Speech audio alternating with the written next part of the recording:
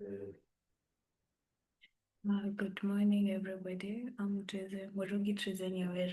I'll be your lecturer for this unit called African Oral Narratives. And today you will be going through topic 1, that is Introduction to African Oral Narratives.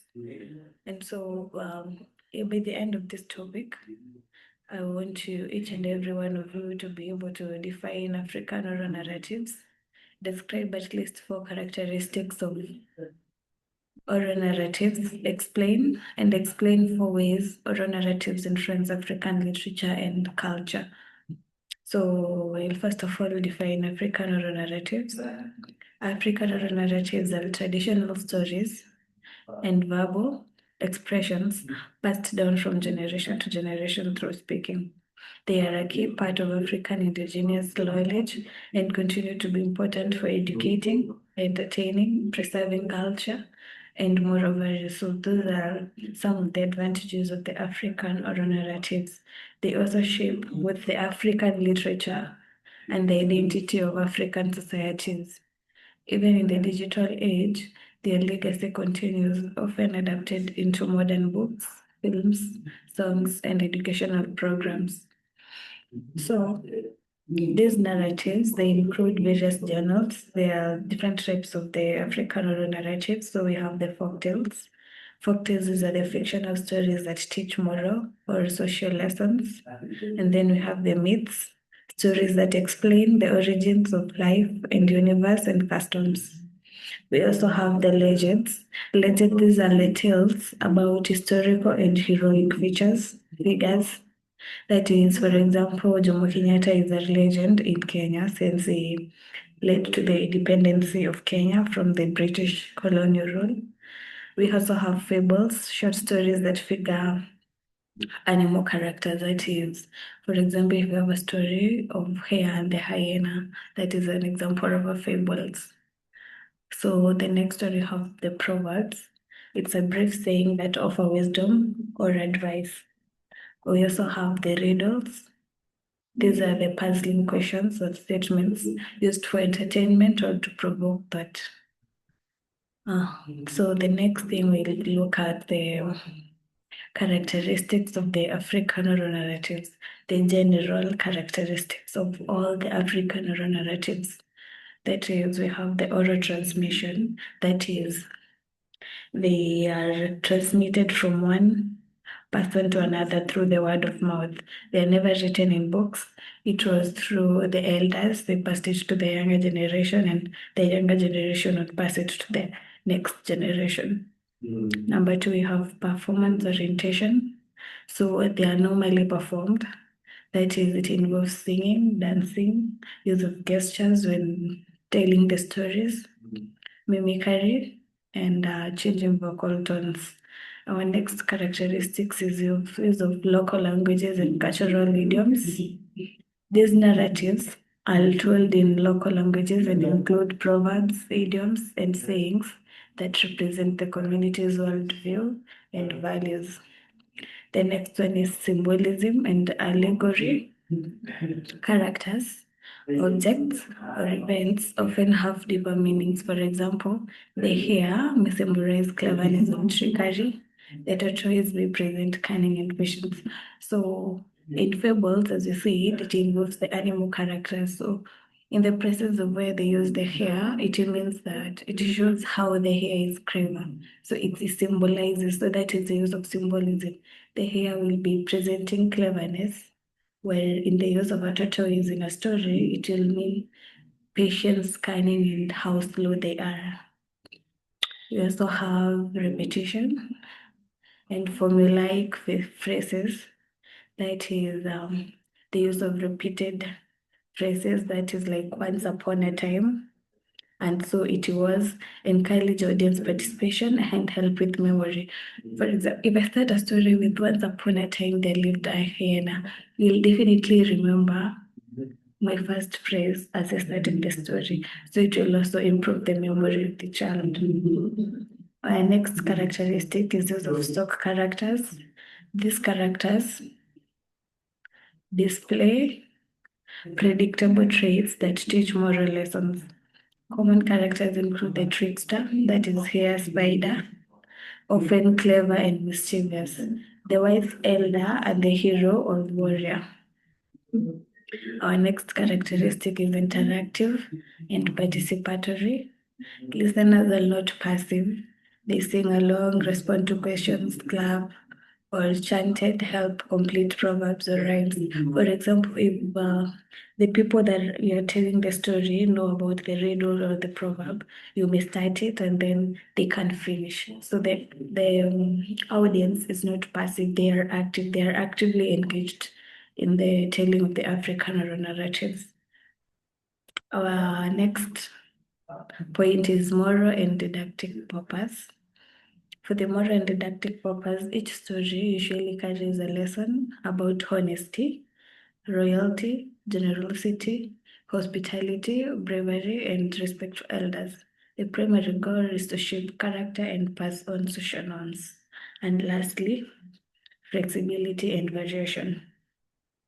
Storylines may change with each telling based on audience age, context, or setting, or the storyteller's creativity. However, the core themes stay intact to maintain cultural meanings.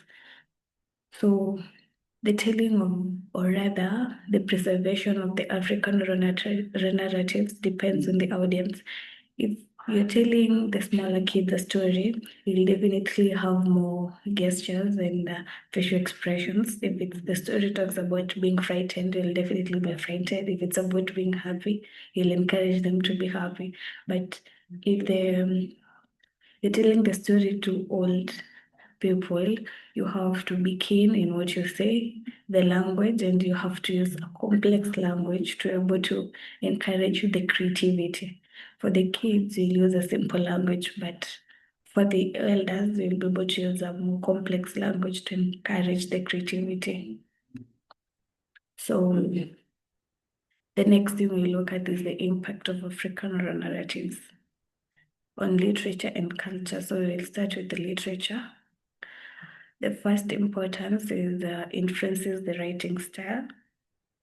Many African authors blend oral storytelling techniques into their writing, such as repetition, folktale, structure. Example, in Chinua Achebe's Things Fall Apart, it includes the proverbs, idioms, and embedded folktales that reflect Igbo oral traditions. So he uses the African oral narratives to incorporate in writing the novels and the texts. The second one is inspiration for themes.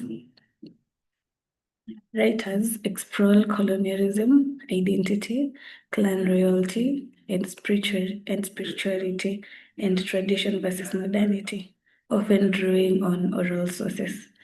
So, as you all know, in Africa, it was colonized, so this helps them to have more inspirational themes through the African oral narratives where the people who are present during colonialism have passed the message to the younger generation, hence they can be able to know what happened during colonialism. We have preservation of culture in print. So writing down oral narratives helps protect endangered languages and tribal histories. That is so self-explanatory. Number 4, we have authentic African voice. By integrating oral forms into their written works, authors assert an African literary identity and resist Western narrative structures. So, by embracing the African oral narratives, they will be able to have a sense of identity where, through the written texts, one can be able to own their work because there's that special and unique or a narrative structure or rather identity that the work is going to have. We'll now be discussing lastly on the impact on African culture, transmission of indigenous knowledge. So oral narratives teach about family laws, survival skills, community values, and relationships with nature. Okay, these points are quite self-explanatory.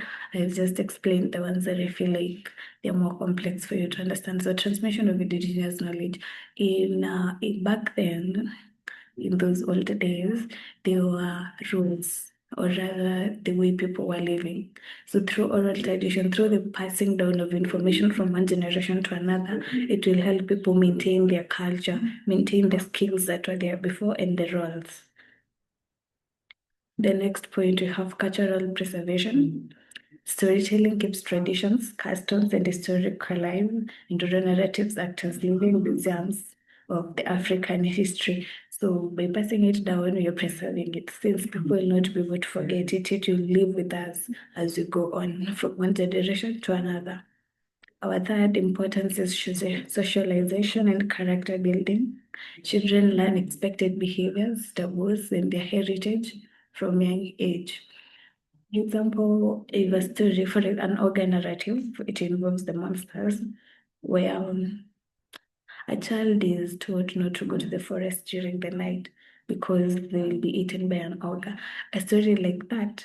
And when the child comes to learn the consequences that the character perceived, they'll be able to be frightened and be able to abstain from going somewhere as they were not told, or rather, they learn to obey their parents because they will be remembering the story of the ogre narrative of the child was eaten by the ogre, or rather frightened by the ogre because they did not listen to their parents.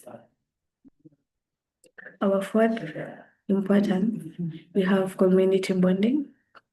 Storytelling events unite people, strengthen communal ties, and create shared memories.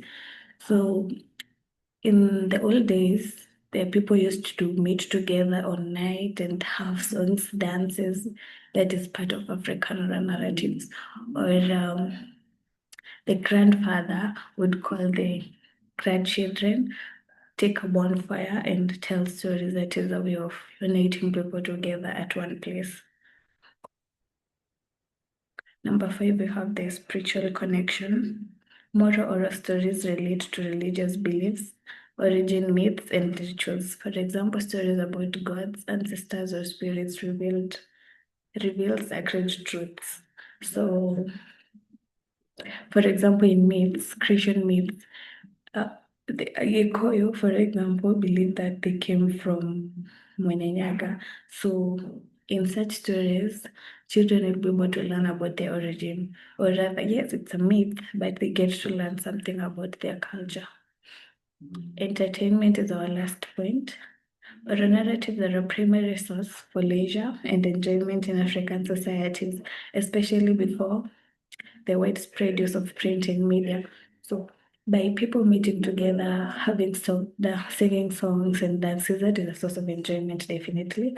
And also, if a grandfather calls the children and start telling stories, that is also a way of entertainment. So that is the last point in our discussion today. And there are some questions over here to be able to evaluate yourself and know if you've taken note of everything that you have learned today.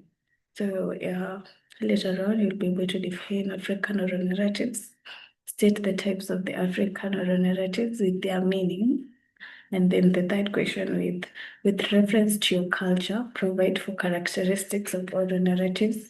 So if you're from Luya, if you're from the Gikuyu, Kamba, kindly reference from your culture and provide the characteristics of your oral narratives, or rather your culture and tradition.